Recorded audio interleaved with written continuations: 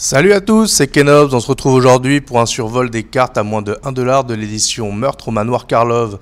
On découvre ça juste après le générique.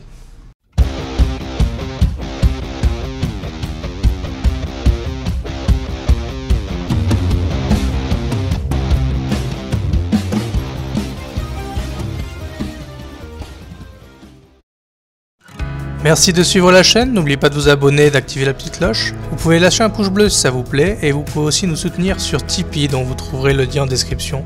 Bonne vidéo. L'édition nous ramène sur le plan de Ravnica et nous plonge au cœur d'une enquête pour découvrir les responsables d'une série de meurtres qui frappent la cité. L'édition dispose de pas mal de nouvelles mécaniques et j'ai sélectionné les cartes à moins de 1$ de l'édition qui me semblaient intéressantes. Comme d'habitude, j'ai sélectionné 3 cartes par couleur afin que la vidéo ne soit pas trop longue. On commence avec le vert, avec analyser le pollen, choisissez votre poison et débutante à qui rien n'échappe. Pour analyser le pollen, c'est un rituel pour un vert. En tant que coup supplémentaire pour lancer ce sort, vous pouvez rassembler l'épreuve 8.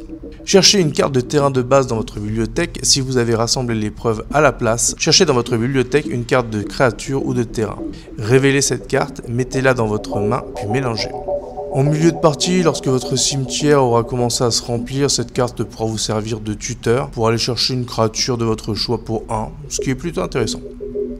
Ensuite, choisissez votre poison, c'est un rituel pour un vert. Choisissez l'un, chaque adversaire sacrifie un artefact, chaque adversaire sacrifie un enchantement, ou chaque adversaire sacrifie une créature avec le vol. Super intéressant en multijoueur et très polyvalent. Pour seulement un mana vert, on pourra se débarrasser de 3 menaces adverses au mieux si on joue à 4 joueurs. Ça semble plutôt sympa. Toujours en vert, débutante à qui rien n'échappe. C'est une créature humain et détective de 2 pour 2, dont un vert, qui a la vigilance. À chaque fois qu'une créature arrive sur le champ de bataille sous votre contrôle, si sa force est supérieure à la force de la débutante à qui rien n'échappe, ou si son endurance est supérieure à l'endurance de la débutante à qui rien n'échappe, mettez un marqueur +1/+1 sur la débutante à qui rien n'échappe et enquêtez. Pour enquêter, cela signifie mettre sur le champ de bataille un jeton artefact incolore indice qui a l'habilité payer 2, sacrifiez-le et piochez une carte. Une bonne créature de 2 vigilance pour 2, c'est déjà good, et le fait qu'elle prenne des marqueurs pour chaque créature plus grosse qu'elle qui entre sur le champ de bataille sous votre contrôle, c'est vraiment intéressant. Le petit plus d'avoir une mécanique de pioche sur la carte via les indices est assez appréciable. Tout cela pour 2 mana rend la carte assez intéressante. On enchaîne avec les cartes rouges avec Tirer des conclusions, Krenko Mania de la Rue des Thym et Tracker Vengeur. Pour tirer des conclusions, c'est un enchantement pour 2, dont un rouge. À chaque fois qu'une créature que vous contrôlez attaque, exilez face cachée la carte dessus de votre bibliothèque, vous ne pouvez pas la regarder. Ensuite, on peut payer 2, défausser sa main et sacrifier tirer des conclusions pour mettre les cartes ainsi exilées dans la main de leur propriétaire. Vu que l'effet de mise en exil s'applique pour chaque créature qui attaque, vous devriez très vite vous constituer un tas de cartes exilées suffisamment conséquent pour que les chances avec votre main soient intéressantes. Vous pouvez utiliser votre habilité lorsque vous n'aurez plus de cartes en main ou lorsque les cartes que vous avez ne sont pas très intéressantes. À tester. Ensuite, Krenko Mania de la Rue des Thym, c'est une créature légendaire gobelin 3/3 pour 3, dont un rouge, qui a la célérité. Vous pouvez l'engager, sacrifier un artefact, pour mettre un marqueur +1/+1 sur chaque gobelin que vous contrôlez. À chaque fois qu'un artefact est mis dans un cimetière depuis le champ de bataille, vous pouvez payer un rouge. Si vous faites ainsi créer un jeton 1/1 gobelin, il acquiert la célérité jusqu'à la fin du tour. 3/3 célérité pour 3, c'est déjà très correct. La synergie avec le sacrifice d'artefacts devrait très bien marcher dans les mécaniques utilisant les trésors, ou autres mécaniques de réanimation d'artefacts assez faciles à mettre en place en rouge. Krenko va popper des gobelins et les buffer, ça semble assez efficace, à tester. Tracker Vengeur, c'est une créature humain détective de 2 pour 2, dont un rouge. À chaque fois qu'un adversaire sacrifie un artefact, le Tracker Vengeur lui inflige 2 blessures. A l'inverse de Krenko, on a ici une carte qui va venir gêner les joueurs qui voudraient abuser de la mécanique trésor. La mécanique étant assez répandue ces derniers temps, le tracker devrait pouvoir faire son boulot assez facilement une fois posé sur le bord. On continue avec le bleu avec Mémoire éditique de Proft, l'affaire du laboratoire pillé et énigme vivante. On commence avec Mémoire éditique de Proft, c'est un enchantement légendaire pour 2, dont un bleu. Quand la mémoire édéitique de Prof arrive sur le champ de bataille, piochez une carte. Il n'y a pas de limite au nombre de cartes dans votre main. Au début du combat, pendant votre tour, si vous avez pioché plus d'une carte ce tour-ci, mettez X marqueur +1/+1 sur une créature ciblée que vous contrôlez. X étant le nombre de cartes que vous avez pioché ce tour-ci, moins 1. On n'est plus limité par le nombre de cartes dans sa main, et on buff nos créatures de façon assez intéressante dès le moment où notre deck est un tant soit peu orienté sur la pioche, ce qui ne devrait pas être trop compliqué en bleu. C'est une carte plutôt cool. Ensuite, Affaire du laboratoire pillé, c'est un enchantement à faire pour 3, dont un bleu. Les sorts d'éphémères et de rituels que vous lancez coûtent 1 de moins à jouer. Vous pouvez le résoudre lorsque vous lancez 4 sorts d'éphémères ou de rituels ce tour-ci. Et une fois qu'il est résolu, à chaque fois que vous lancez un sort d'éphémère ou de rituel, vous pouvez piocher une carte. La première habilité de réduction de coûts d'éphémère et de rituel est déjà assez intéressante en soi. Ensuite, il faudra résoudre l'affaire, ce qui devrait être assez jouable dans les decks Spellslinger, qui mettra en avant l'utilisation de ce genre de sort. Et si l'affaire est résolue, l'effet est juste ultra puissant pour les decks Spellslinger, et avantageux dans d'autres decks jouant un tant soit peu d'instants et de rituels. Énigme vivante, c'est une créature élémentale de 5 pour 5, dont un bleu, qui a la défense talismatique. Si vous deviez piocher une carte pendant que votre bibliothèque ne contient aucune carte, passez cette pioche à la place. Tant qu'il n'y a pas de carte dans votre bibliothèque, l'énigme vivante a une force et une endurance de base 10-10 à le vol et la vigilance. Une carte qui va vous protéger des decks meules ou de l'autopioche trop abusive. La créature de base n'est pas exceptionnelle, mais elle devient très intéressante lorsque l'on arrive à vider sa bibliothèque, alors pourquoi pas. En noir, j'ai sélectionné Obtenir des aveux, Mascarade illicite et Vol extravagant. Pour obtenir des aveux, on a un rituel pour 2 dont un noir. En tant que coût supplémentaire pour lancer ce sort, vous pouvez rassembler les preuves 6. Chaque adversaire sacrifie une créature si des preuves ont été rassemblées. À la place, chaque adversaire sacrifie une créature avec la force la plus élevée parmi les créatures qu'il contrôle. L'effet pour 2 sans rassembler les preuves est déjà cool et fait un peu de ménage. Et si on rassemble les preuves, ça va nous permettre de nous débarrasser des grosses pièces en jeu. C'est assez fort. Mascarade illicite, c'est un enchantement pour 4 qui a le flash. Quand la mascarade illicite arrive sur le champ de bataille, mettez un marqueur imposteur sur chaque créature que vous contrôlez. À chaque fois qu'une créature que vous contrôlez avec un marqueur imposteur sur elle meurt, exilez-la. Renvoyez jusqu'à une carte de créature ciblée depuis votre cimetière sur le champ de bataille. Désolé, j'ai pas réussi à trouver celle-là en français, mais on va faire avec. Ça va vous permettre de récupérer des créatures du cimetière ou de protéger votre board des wipes. Pour 4, c'est assez satisfaisant, et lorsque vous le jouerez avec déjà plusieurs créatures sur le board, ça fera son taf quoi qu'il arrive. Pour Vol extravagant, on a un éphémère pour X et 2 noirs. Un adversaire ciblé exile les X cartes du dessus de sa bibliothèque face cachée. Vous pouvez regarder et jouer ces cartes tant qu'elles restent exilées, et vous pouvez lancer les sorts de cette manière en dépensant votre mana comme si c'était du mana de n'importe quelle couleur. Si on a suffisamment de mana pour lancer ce sort, on va priver l'adversaire d'une partie de son deck, et on va s'assurer de plusieurs cartes à jouer en dehors de notre main. C'est assez efficace contre les decks discard, avoir des cartes en plus à jouer c'est toujours utile, et avoir la chance de voler l'une des pièces de combo de l'adversaire n'est pas négligeable dans l'équation. Ça semble plutôt pas mal. On passe au blanc avec Réunir les protagonistes, Affaire du festin délaissé et Héroïne de la 10e circonscription. Pour réunir les protagonistes, on a ici un enchantement pour 2 dont un blanc. Vous pouvez regarder la carte dessus de votre bibliothèque à tout moment. Et une fois par tour, vous pouvez lancer un sort de créature de force inférieure ou égale à 2 du dessus de votre bibliothèque. Carte intéressante pour les decks Winnie disposant de nombreuses petites créatures. Le fait de pouvoir voir la carte du dessus qui arrive avant de piocher pourra vous orienter sur votre tactique. Pour 2, c'est plutôt pas mal.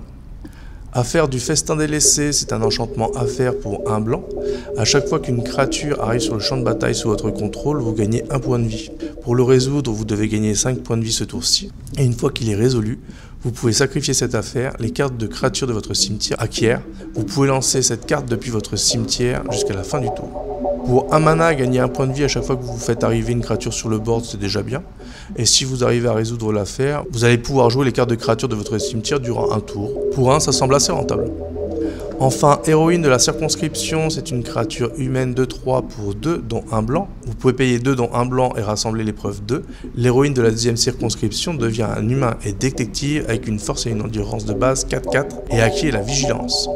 Ensuite, vous pouvez payer 3 dont un blanc, rassembler l'épreuve 4. Si l'héroïne de la 10e circonscription était un détective, elle devient une créature légendaire appelée Mileva la Vaillante et a une force et une endurance de base 5-5 et elle acquiert. Les autres créatures que vous contrôlez ont l'indestructible. À son arrivée, c'est une 2-3 pour 2, c'est déjà cool. Son passage en 4-4 vigilance devrait se faire assez vite. Et enfin, son passage en 5-5 donnant l'indestructible à toutes les autres créatures est vraiment une protection appréciable, pouvant aussi se jouer en réponse à un coup dur. C'est une créature qui semble vraiment cool à jouer. On passe aux cartes multicolores et j'ai sélectionné pour vous Judith, connaisseuse en carnage, Tolzimir, lumière de minuit et Yarus, rugissement des dieux anciens. Pour Judith, connaisseuse en carnage, c'est une créature légendaire humaine et chamane 3-4 pour 5, dont un noir et un rouge. À chaque fois que vous lancez un sort d'éphémère ou de rituel, choisissez l'un. Ce sort acquiert le contact mortel et le lien de vie. Créez un jeton créature 2/2 rouge diablotin avec, quand cette créature meurt, elle inflige 2 points de blessure à chaque adversaire. Popper des créatures pour chaque éphémère ou rituel que vous lancez peut vous permettre de vous former une belle petite armée en peu de temps. En jouant des sorts de réponse pendant les tours de vos adversaires, ça peut possiblement vous permettre d'avoir à votre tour une bonne petite armée prête déjà à attaquer. Et pour l'option de donner le contact mortel et le lien de vie à vos sorts de masse de dégâts en rouge, cela devrait faire pas mal de ménage sur la table et vous assurer le maintien de vos points de vie. Judith me semble plutôt forte pour une créature à moins de 1$. Ensuite, Tolzimir, lumière de minuit, c'est une créature légendaire elfe et éclaireur 3/2 pour 5, dont 2 blancs et 1 vert, qui a le lien de vie. Quand Tolzimir, lumière de minuit, arrive sur le champ de bataille, créez Voja, rôdeur des Marem, un jeton de créature légendaire 5/5 verte et blanche loup avec le piétinement. À chaque fois qu'un loup que vous contrôlez attaque, si Tolzimir a attaqué pendant ce combat, une créature ciblée qu'un adversaire contrôle bloque ce loup pendant ce combat si possible. Pour 5 mana, on obtient ici une 3/2 lien de vie et une 5/5 piétinement. C'est très rentable, et l'habilité qui force une créature à bloquer pourra vous débarrasser de menaces gênantes. Ça semble plutôt cool. Enfin, pour les multicolores, à moins de 1$, on a Yarus, rugissement des dieux anciens. C'est une créature légendaire centaure et druide 4/4 pour 4, dont un rouge et un vert. Les autres créatures que vous contrôlez ont la célérité. À chaque fois qu'au moins une créature face cachée que vous contrôlez inflige des blessures de combat à un joueur, piochez une carte. Et à chaque fois qu'une créature face cachée que vous contrôlez meurt, renvoyez-la sur le champ de bataille face cachée. Sous le contrôle de son propriétaire, c'est une carte de permanent. Puis retournez-la face visible. Un très bon appui pour les mécaniques morph, déguisement ou manifestation. Pour 4, on a une base de 4/4, ce qui est déjà bien, et son habilité pour donner la célérité à vos autres créatures est un bonus très appréciable, alors pourquoi s'en priver? Pas grand chose pour les artos, mais j'ai quand même mis de côté le tamanoir magnétique. Pour le tamanoir magnétique, c'est une carte de créature artefact construction 4/4 pour 5. Quand le tamanoir magnétique arrive sur le champ de bataille, renvoyez sur le champ de bataille une carte d'équipement ciblée attachée au tamanoir magnétique depuis votre cimetière. À chaque fois que vous sacrifiez un artefact, mettez un marqueur +1/+1 sur le tamanoir magnétique. Ça peut vous permettre de récupérer un équipement important et de l'équiper directement sur le tamanoir qui a déjà un bon body. Et la créature devrait être assez à l'aise si vous jouez la mécanique trésor et devrait grossir assez vite, donc à tester. On finit avec les terrains, avec branche de Vitou, tunnel d'évasion et lieu du crime. Pour branche de Vitu-Ghazi, c'est un terrain, on peut l'engager pour ajouter un mana incolore à notre réserve, il a le déguisement. Quand la branche de Vitu-Ghazi est retournée face visible, ajoutez 2 manas d'une seule couleur de votre choix. Jusqu'à la fin du tour, vous ne perdez pas ce mana au moment où les étapes de phase se terminent. Au cas où vous auriez besoin de fixer du mana dans les jeux 4 ou 5 couleurs, pourquoi pas, et en plus le land arrive dégagé. Ensuite, tunnel d'évasion, c'est un terrain qu'on peut engager et sacrifier pour chercher dans notre bibliothèque une carte de terrain de base, ou l'engager et le sacrifier pour qu'une créature d'une force inférieure ou égale à 2 ne puisse pas être bloquée ce tour-ci. Un tuteur de land basique en cas de besoin, mais surtout une habilité qui peut rendre imbloquable une petite créature, c'est toujours appréciable. Pour lieu du crime, c'est un terrain artefact indice qui arrive sur le champ de bataille engagé. On peut l'engager pour ajouter un mana incolore à notre réserve, l'engager et engager une créature que l'on contrôle dégagée pour ajouter un mana de la couleur de notre choix, ou payer 2 et le sacrifier pour piocher une carte.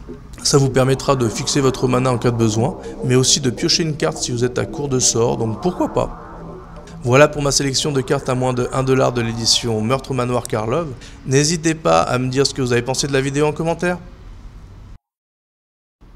Merci d'avoir regardé cette vidéo et pour votre soutien. On se dit à très bientôt pour une nouvelle vidéo. Next!